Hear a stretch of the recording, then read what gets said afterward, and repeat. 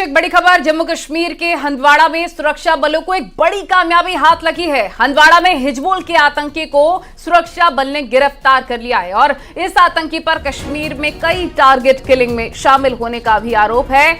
पकड़ने के लिए लगातार सुरक्षा बल का सर्च ऑपरेशन जारी है। बड़ी कामयाबी सुरक्षा बलों को। हंदवाड़ा में हिजबुल के आतंकी को सुरक्षा बल ने घेर कर गिरफ्तार किया है और इसी आतंकी पर कश्मीर में कई टारगेट किलिंग में शामिल होने का आरोप लगा है।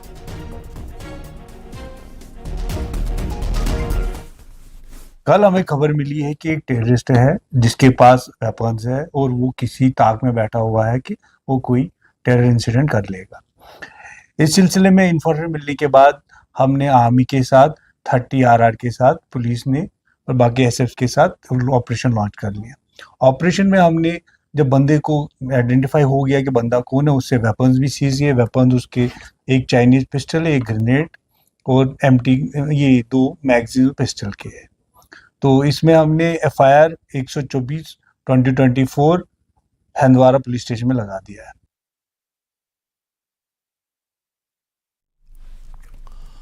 उत्तरी कश्मीर के बांदीपोरा जिले में आतंकियों के साथ मुठभेड़ में एक आतंकी को ढेर कर दिया गया।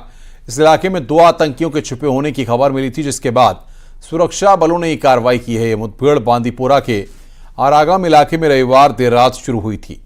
एक आतंकी को ढेर करने के बाद अब दूसरे आतंकी की तलाश के लिए सुरक्षा बल ने इलाके को चारों तरफ से घेर लिया है। आसपास के इलाकों में सर्च ऑपरेशन चलाया जा रहा है।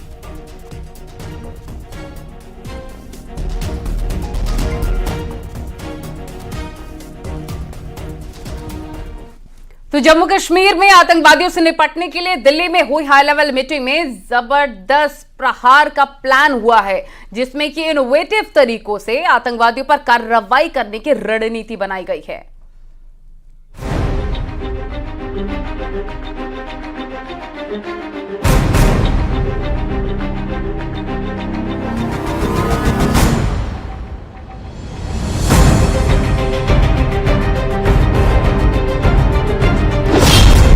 आतंक के सफाई का big plan.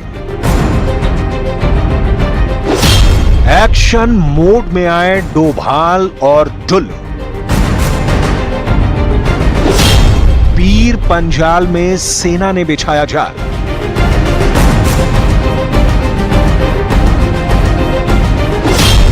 Operation all out action आज से शुरू।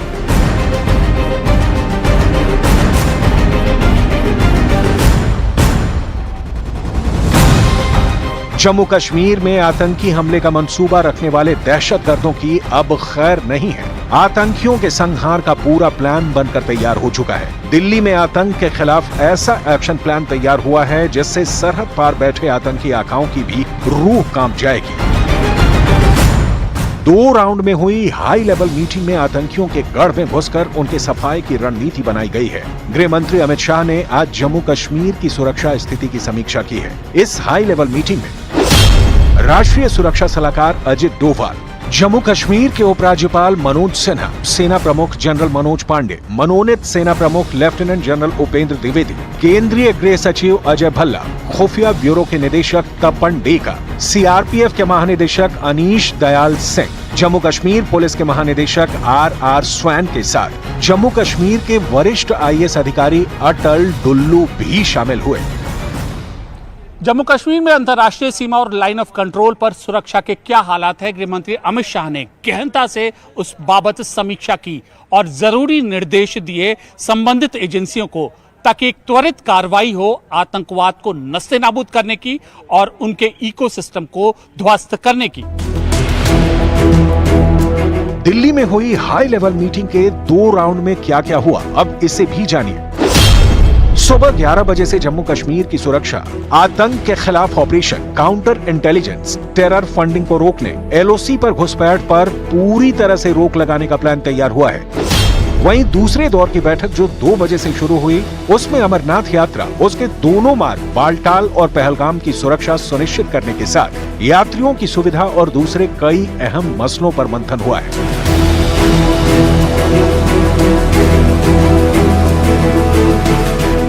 रियासी, डोडा, कठुआ समेत जम्मू के 4 हिस्सों में एक के बाद एक करके आतंकी हमले हुए हैं। गृह मंत्री अमित शाह ने स्पष्ट निर्देश संबंधित एजेंसी को दिया है कि आतंकवादी विरोधी अभियान में तेजी लाई जाए और यही नहीं, जो ओवरग्राउंड वर्कर है आतंकियों की मदद कर रहे हैं, जब वो भारत की सीमा में दाखिल होते हैं तो उन पर भी कड़ी कार्रवाई की जाए।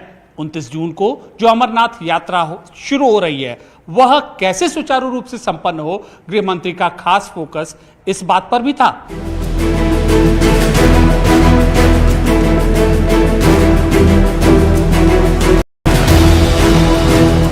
गृह मंत्रालय में महत्वपूर्ण बैठक का फोकस इस पोस्टर से साफ जाहिर होता है, जिसमें special focus on Jammu region लिखा है, क्योंकि दहशतगर्दों ने कश्मीर घाटी की बजाय जम्मू डिवीजन को टेरर लैंड बनाने की कोशिशें शुरू कर दी हैं। जम्मू में आतंकी नेटवर्क मजबूत करने की नापाक साजिश बीते साल से जारी है, इसलिए अब सुरक्षा बलों ने जम्मू में आतंकियों के खिलाफ ऑपरेशन ऑल आउट जैसे मिशन शुरू करने की तैयारी कर ली है, क्योंकि साल 2012 से जम्मू और कश्मीर के रियासी में कभी आतंकवादी वारदात नहीं हुई। लेकिन बीते साल से जारी दहशतगर्दी के खेल में इसी महीने की 9 जून की तारीख को आतंकियों के अंत की डेडलाइन तय हो गई, क्योंकि 9 जून को पाकिस्तान से घुसपैठ कर आए आतंकियों ने वैष्णो देवी के तीर्थ यात्रियों की बस पर हमला कर 9 श्रद्धालुओं की जान ले ली। इस आतंकी वारदात में 41 लोग गंभीर रूप से जख्मी भी हुए। रियासी अटैक के साथ जम्मू में अलग अलग आतंकी वारदात को अंजाम दिया गया। एक रिपोर्ट के मुताबिक जम्मू क्षेत्र में जनवरी 2023 से आतंकवाद की 29 घटनाओं में कुल 42 जान गई।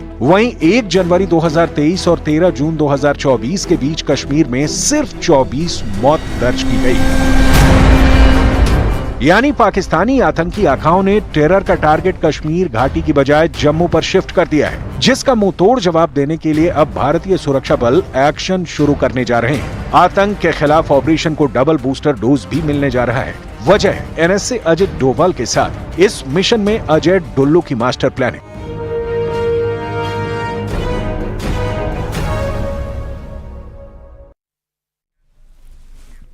बड़ी खबर सोनभद्र से आ रही है। स्कूल के अंदर गिरा है टावर की चपेट में आकर टूटी टंकी, पानी की टंकी और टीन शेड टूटा है। बच्चों की छुट्टी होने से बड़ा हादसा टल गया। शक्तिनगर थाने के खड़िया बाजार की घटना। तो बड़ी खबर यहां पर हम आपको बता रहे हैं, बच्चों की छुट्टी होने से बड़ा हादसा यहां पर टल गया, वरना और बड़ा हादसा यहां पर अगर होता और स्कूल खुला होता तो काफ़ी दिक्कतों का सामना करना पड़ सकता था। ये यहाँ पर तस्वीरें इस वक्त हम आपको दिखा रहे हैं, एक्सक्लूसिव तस्वीरें आप देख रहे हैं सोनभद्र की। कहाँ 5 फीट कहाँ? तो खड़िया बाजार की ये घटना है।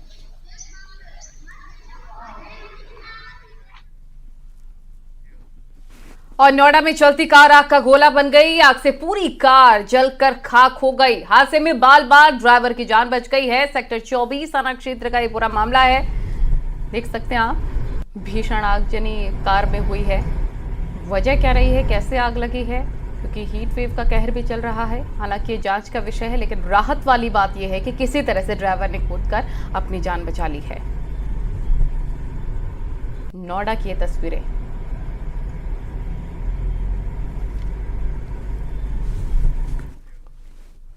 जौनपुर में 3 तलाक के बाद हलाला की कोशिश के मामले में पुलिस ने महिला समेत 5 लोगों के खिलाफ केस दर्ज किया है।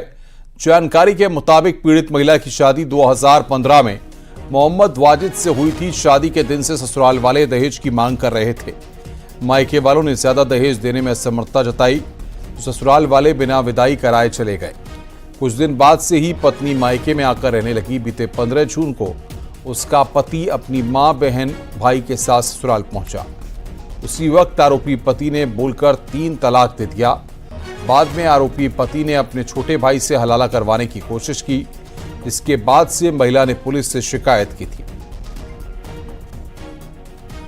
16 जून 2024 को थाना कोतवाली पर एक पीड़िता द्वारा शिकायती तहरीर उपलब्ध कराई गई, जिसमें उसके द्वारा अपने पति, ससुर, जेठ आदि कुल 5 लोगों पर दहेज के लिए उत्पीड़न, इच्छा के विरुद्ध गर्भपात, निकाह हलाला आदि जैसे आरोप लगाए गए। इसका तत्काल संज्ञान लेते हुए थाना कोतवाली पर मुकदमा अपराध संख्या 226/24 पंजीकृत कराया गया है। अल्मोड़ा जिले में दर्जनों गांवों में पेयजल संकट से काफी ज्यादा लोग परेशानी झेल रहे हैं। सड़क से जुड़े गांवों में जल संस्थान टैंकरों से पेयजल आपूर्ति कर रहा है, जबकि दूरस्थ गांवों में ग्रामीण प्राकृतिक स्रोतों से पानी ढोने को मजबूर हैं। पहाड़ में गर्मी बढ़ने के साथ ही पानी का संकट गहराने लग गया है। साथ ही जंगलों में आग लगने की वजह से कई जल स्रोत में पानी बहुत कम हो गया है, जिसकी वजह से भी पानी के लिए पहाड़ में हाहाकार मचा हुआ है। दिक्कत हो रही है, 3 दिन में पानी आ रहा है ना। 2 बर्तन मिले परसों, सब भीड़ होगी। आज तो इतने बर्तन रखे हैं, कितने मिलते हैं देखते हैं। पानी की बहुत दिक्कत है, 1 हफ्ते में एक बार टैंकर आता है। मैं बोलती हूँ जल संस्थान से ज़्यादा टैंकर लाने की कोशिश करें। पूरे पब्लिक प्लेस है, इतना लोग आते हैं यहाँ पर। मैं ऐसा नहीं बोल रही हूँ कि यहाँ पर लोग ज़्यादा आते हैं तो सबको मिलना चाहिए, मैं नहीं बोली हमें मिलना चाहिए, सबको मिलना चाहिए। ज़्यादा से ज़्यादा इतनी पानी की प्रॉब्लम है यहाँ। कोटद्वार में पेयजल संकट बढ़ता जा रहा है। दर्जनों इलाकों में पीने के पानी की किल्लत बन चुकी है। वहीं पेयजल संकट से निपटने के लिए कोटद्वार में एडीबी की योजना के जरिए पानी की किल्लत को दूर करने की प्लानिंग की जा रही है। इसके साथ ही बरसात के पानी को जमा करने को लेकर भी काम किया जा रहा है।